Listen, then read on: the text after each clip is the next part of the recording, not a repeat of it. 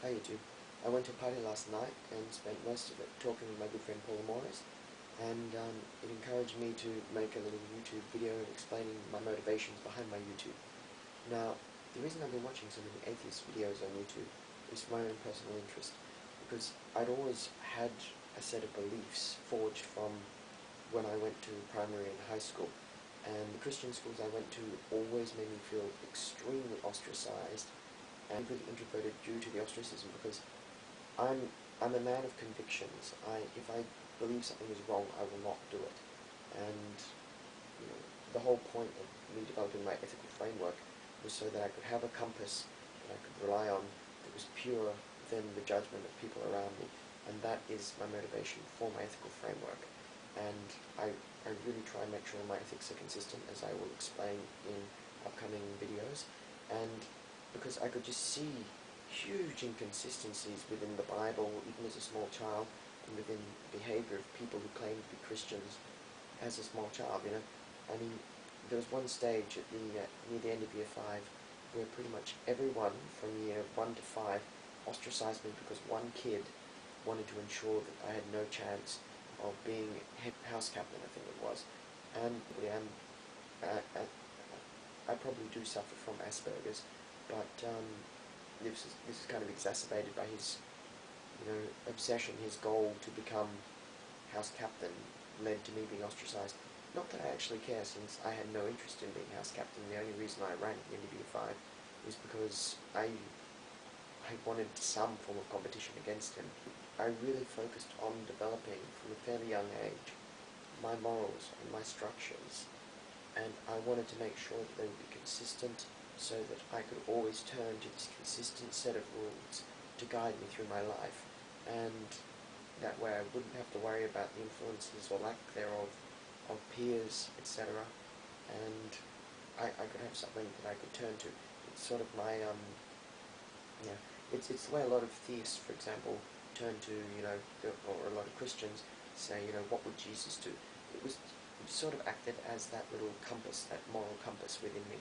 I had my little set of morality, and I would follow it because I believed to be righteous, and by following what I knew to be righteous from logical consistency, even as a small child, I derived a sense of self-worth from that, a sense of self-worth that I simply didn't get from interactions with other people, because other people made me feel like shit, and I knew I wasn't shit, and that's why my moral compass, my moral ethics, my ethical framework is so important to me, because it has been the source of my perception of self-worth since I was quite young, and that's why ethics is just so critical to me.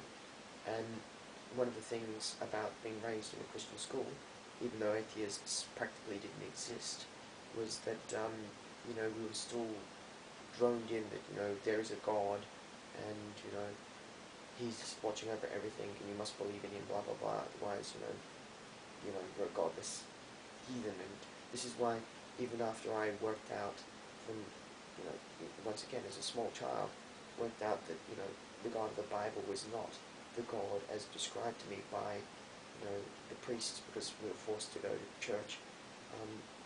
So even then, I believed in being a theist from the point of view. I became a pantheist because I didn't want that sense of some force of true justice that would make everything right in the end existing. I mean, I still would ideally like that to be the case, but I appreciated from a fairly young age that clearly that was not going to be the God of the Bible, and from what I understand, it's not likely to be the God of the Quran either.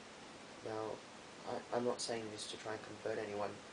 If you want to stay a Christian and call yourself a Christian, I fully understand why, because I can appreciate that if the Christian community I'd been raised in had been a very loving community, there'd be almost no chance of me being able to renounce the God of the Bible, because it would seem self-evident that the God of the Bible would be a loving God, because that's what would have been the source of coalescing a loving society that I'd feel a belonging to. The fact that I suffered ostracism from a Christian group, from a very young age, right through until I eventually went to a secular high school, Ford Street, I had a much easier time to eventually give up my theistic beliefs, because, if you objectively look at the evidence, as far as I can tell, there is absolutely no evidence in support of a God existing. Now that doesn't mean there's any evidence that says there is no God. So if you are a theist and you want to remain a theist, by all means, remain a theist. I know that the power of theistic belief, it can be a great source of internal strength. If you feel that you do not have the ability to do it, then,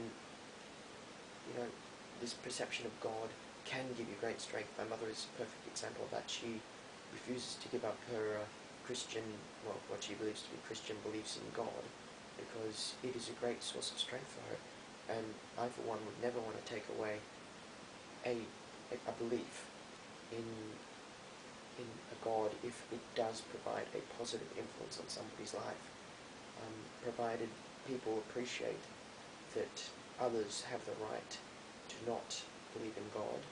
Then I would strongly encourage you to believe in God if you derive strength from that belief.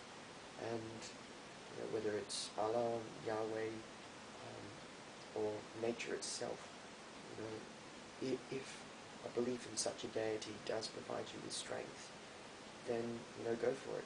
Likewise, I believe that your belief should be allowed to maintain itself as a mechanism for providing that positive influence in your life.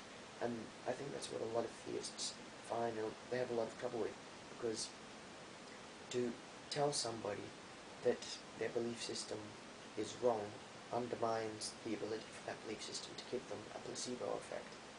And, whether you want to believe it's a placebo effect or actually God intervening on your side is somewhat irrelevant. I'm simply explaining things from my point of view. And I'm sorry if I put it in a mildly offensive way, because my objective with my interest in atheism is not to convert, it's not to degrade other people's beliefs. It's simply to reach an understanding for myself. I'm very interested in trying to understand the world from multiple perspectives, not just my own, but my own beliefs are the synthesis of everything I've seen. It's why I'm so fascinated with talking with atheists on YouTube, because it's a community that has the same sort of views about religion that I've pretty much always had since a small child. And I think I've finally matured enough to give up my need for a belief in a God, because I know that there are better placebo effects that have a stronger demonstrated influence, at least within my life, such as the belief in self-worth that derives from ethics. And I kind of use ethics, I suppose, as a substitutional crutch, compared to a belief in God. And I do encourage everyone to be ethical. I do not believe in a unique, superior ethics. I have my own particular ethical framework, and I think it's a highly moral framework. It's a good moral framework, and I think most people, including a lot of core religions, share those same, or at least in the 21st century, share those same core ethics.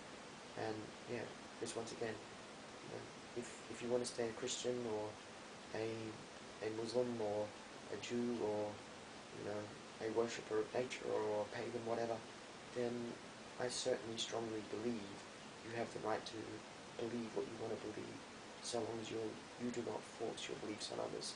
And I just want to make sure I make it clear to YouTube that I don't want to force my atheistic opinion on others, but I would like to still engage in discussion with people about it, and I do enjoy it, because I fully concede that my position might be wrong. There may well be a God. If there is a God, however, I've seen no evidence for it. Maybe one day we will find evidence that conclusively proves there is a God, but accepting the definition of atheism, which is simply that there is no evidence for God, therefore by Occam's razor, there probably is no God, I have to say that I am an atheist. I'm certainly not an anti-theist.